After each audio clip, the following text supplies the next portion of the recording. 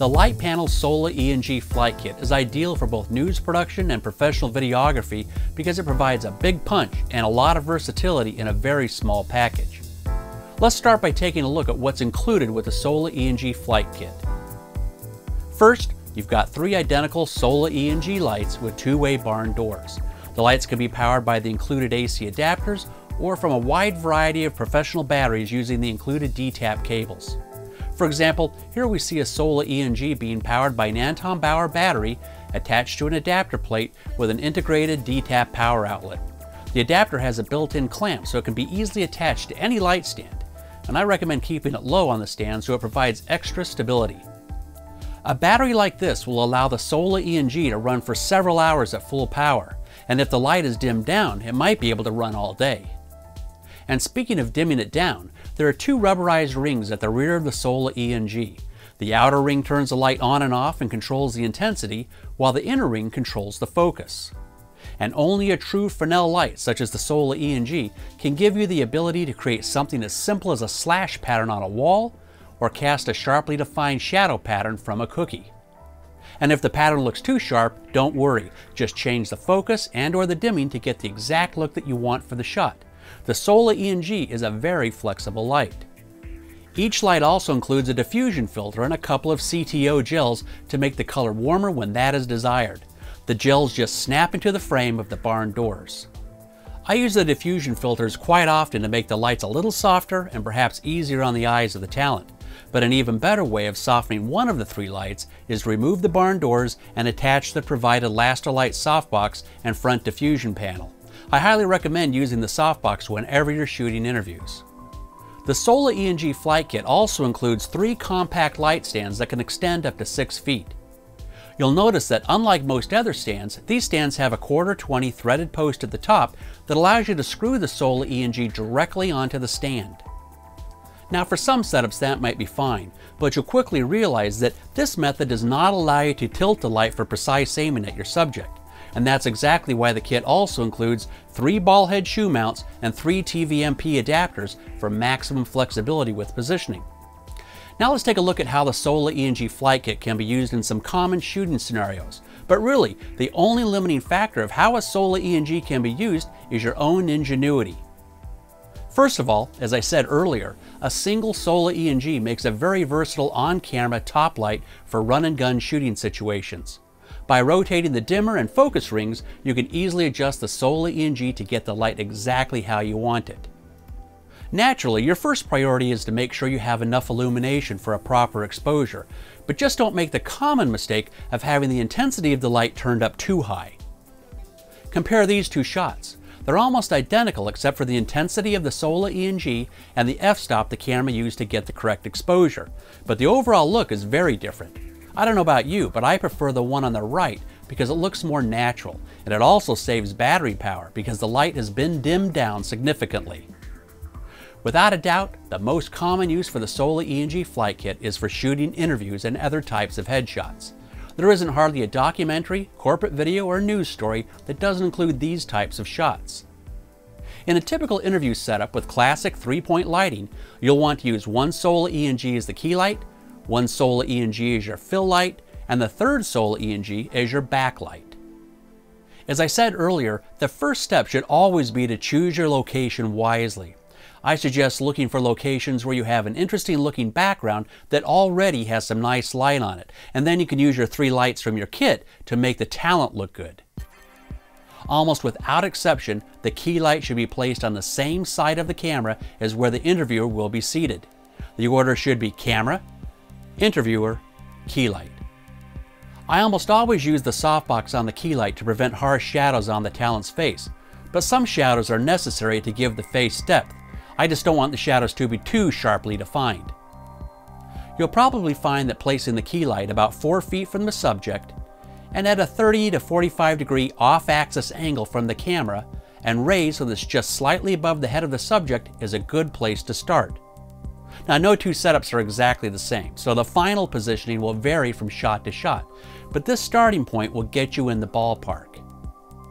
During this part of the setup process, you should have the light powered all the way up to 100% so you can see everything it's got. You can always dim it down later if it turns out that you don't really need the light's full power.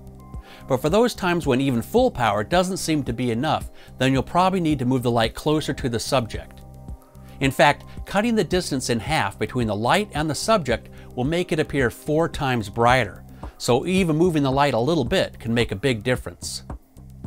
However, the point of the key light is not to see how much light you can blast onto the subject. The key light has 2 purposes.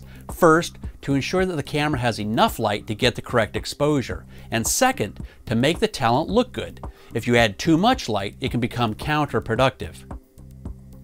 Now it's time to bring in the fill light. The primary purpose of the fill light is to control the contrast ratio between the light and dark sides of the face. In general, flat lighting, where both sides of the face are evenly lit, should not be your goal.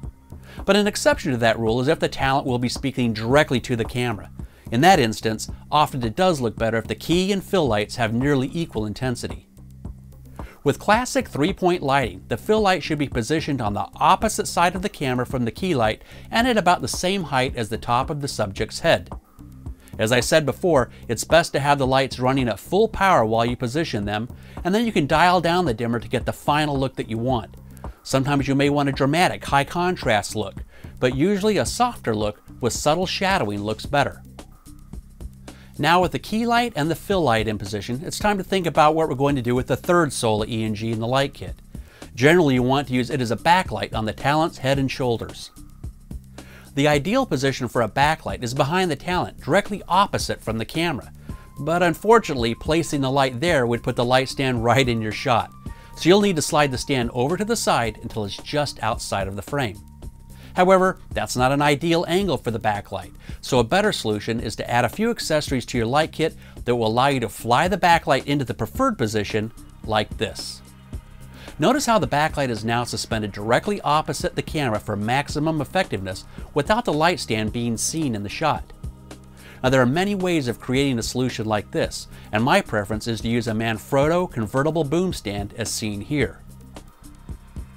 But a lighter weight alternative is to use something like an Elechrome EL boom arm, a Matthews mini grip head, and a Matthews mini Mathilini clamp to fly the backlight in and suspend it just above the camera's frame. In this setup, you'll notice that the Sola ENG is being powered by an Anton Bauer battery attached to an adapter plate that has an integrated D-tap power outlet. The adapter plate has a built-in clamp that makes it easy to attach it to any light stand, or as in this case, on the boom arm to act as a counterweight. For safety and stability, you'll also want to place a sandbag or something else heavy on the base of the light stand to weigh it down. In this setup, a zippered pouch that's full of spare camera batteries is being used, so no extra equipment has to be brought to the shoot. You can use the Sola ENG's focus knob to create a nice circle of light on the head and shoulders, and then adjust the light's dimmer knob to get the intensity just the way you want it. And that's one of my favorite things about using LED lights. Now the point of the backlight is just to separate the talent from the background and give your 2D image more of a 3D feel. Generally, you'll want the light to strike the top parts of both shoulders equally, and at the same time, put a little light on the hair. The backlight looks pretty good now, but sometimes the naked light might be a little harsher than you want it to be, so you may want to add one of the diffusion gels to the front of the light. And if you want an even softer light, you can clip a sheet of diffusion material to the barn doors. Both Roscoe and Lee offer inexpensive diffusion filter packs that contain an assortment of pre-cut sheets of various types of materials.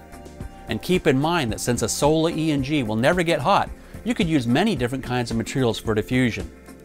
Often a subtle backlight is more effective than an overly strong one, so don't get carried away and overdo it. And if you're like me and prefer a backlight that's just a little warmer than the key light, then attach one of the CTO gels. So that's a pretty basic 3-point lighting setup with the Sola ENG Flight Kit that would work well with many different shooting scenarios and locations you're apt to encounter. But let's take a couple more minutes and look at some other examples of the Sola ENG Flight Kit in action. In this example, I've got one Sola ENG as the key and one Sola ENG as a fill, but the third Sola ENG, with some diffusion added, is now being used as a kicker instead of a backlight. The kicker's effectiveness doesn't come from how it illuminates the subject directly, it comes from how the light is reflected off the side of the talent's head, like this. In this example, the room was relatively dark without very much ambient light, and I wanted more light on the background than that.